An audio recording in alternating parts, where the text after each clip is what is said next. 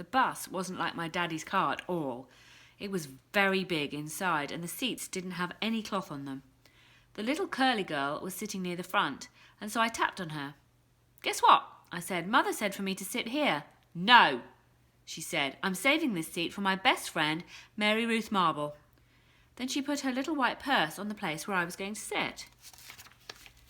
And so I made a face at her. "Hurry up and find a seat, young lady," said Mr. Wu. And so I quick sat down across from the curly mean girl, and Mr. Wu shut the door. It wasn't a regular kind of door, though. It folded in half, and when it closed, it made a whishy sound. I don't like that kind of door. If it closes on you by accident, it will cut you in half, and you will make a squishy sound. The bus made a big roar, then a puff of black, smelly smoke came up the back end of it. It's called bus breath, I think. Mr. Wu drove for a while, then the brakes made that loud screechy noise again. I covered my ears so it couldn't get inside my head, because if loud screechy noises get inside your head, you'll have to take an aspirin. I saw that on a TV commercial. Then the bus door opened again, and a dad and a boy with a grouchy face got on. The dad smiled, then he plopped the grouchy boy right next to me. "This is Jim," he said. "I'm afraid Jim isn't too happy this afternoon." The dad kissed the boy goodbye, but the boy wiped it off his cheek. Jim had on a backpack. It was blue. I love backpacks. I wish I had one of my very own. One time I found a red one in a trash can, but it had a little bit of gushy on it, and Mother said no. Jim's backpack had lots of zippers. I touched each one of them. 1, 2, 3, 4, I counted. Then I unzipped one. "Hey, don't!" yelled Jim. He zipped it up right again. Then he moved to the seat in front of me. I hate that Jim. After that, the bus kept stopping and starting, and lots of kids kept getting on. Loud kids, and some of them were the kind who looked like meanies. Then the bus started getting very noisy and hot inside, and the sun kept shining down on me and my fuzzy hot sweater. And here's another hot thing. I couldn't roll down my window because it didn't have a handle, so I just kept getting hotter and hotter. And it smelled in the bus too. The bus smelled like an egg salad sandwich. "I want to get off of here," I said right out loud, but nobody heard me. "I hate it in this stupid smelly bus." And then my eyes got a little bit wet. I wasn't crying though, because I'm not a baby, that's why. After that, my nose started running, only the bus didn't have a glove compartment, which is where you keep the travel tissues, of course, and so I had to wipe my nose on my pink fuzzy sweater sleeve. And I stayed on the bus for about an hour or 3, until finally I saw a flagpole and a playground. That meant we were at kindergarten. Then Mr. Wu drove the bus into the parking lot and stopped. I jumped up very fast, because all I wanted to do was get off that stupid smelly thing. Only guess what? That Jim pushed right in front of me, and the curly mean girl did too. And then people started squishing me real tight, and so I pushed them away, and they pushed me right back. That's when I fell down, and a big foot stepped on my skirt that looks like velvet. "Stop it!" I yelled. Then Mr. Wu hollered, "Hey, hey, hey!" And he picked me up, and he helped me off the bus. Mrs. was waiting for me just like my mother said. "Hi, I'm glad to see you," she called. Then I ran over to her, and I showed her the big footprint on my skirt that looks like velvet. "Yeah, only look what happened. I got stepped on, and so now I'm soiled." Mrs. brushed it. "Don't worry, Junie," she said. "It'll come off." After that, I just folded my arms and made a frown, because guess what? She forgot my B again. Some of the other bus kids turned out to be in my class too. One of them was that Jim I hate.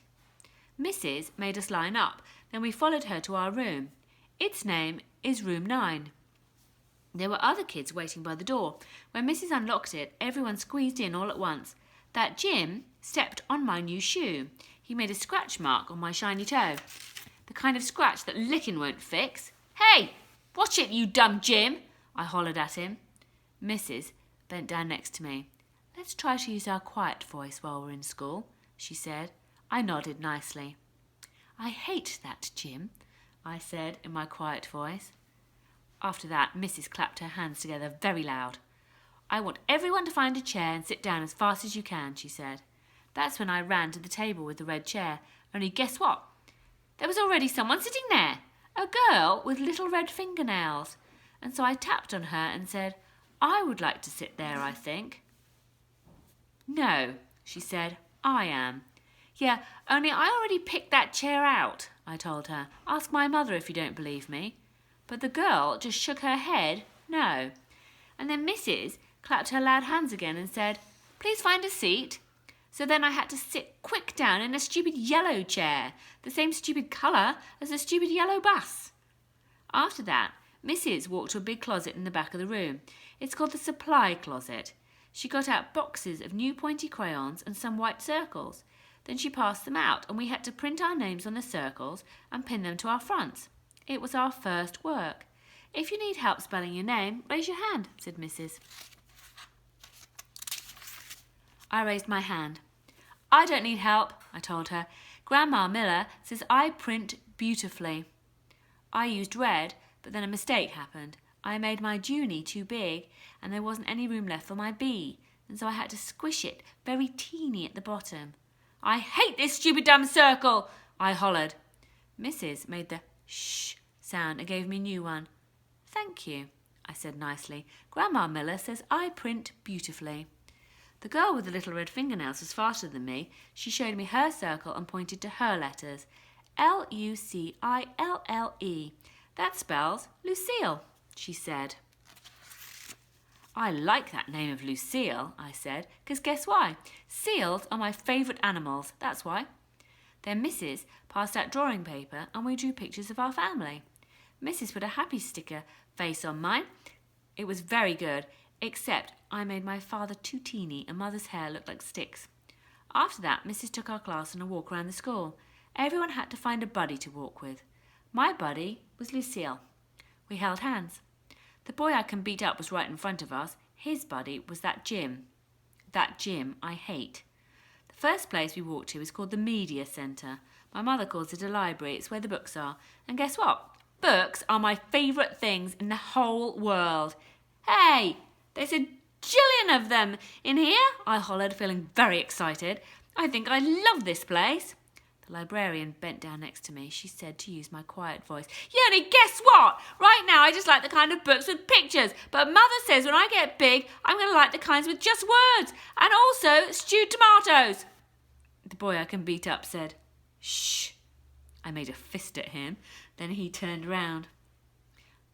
After that, we went to the cafeteria. The cafeteria is where kids eat lunch, except not when you're in kindergarten. I said, it smells yummy in here, just like paschetti and meatballs.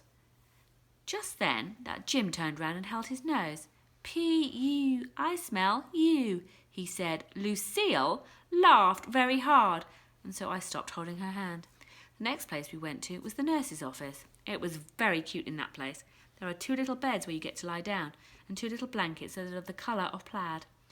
Our nurse doesn't look like a nurse. She doesn't wear white clothes and white shoes. Our nurse is just a regular colour. Lucille raised her hand. My brother said that last year he came here and you let him take off his shoes and he got a drink of water in just his socks. That Jim turned round again. P.U. I smell your feet, he said to Lucille. This time Lucille stuck out her tongue at him. After that, we held hands again.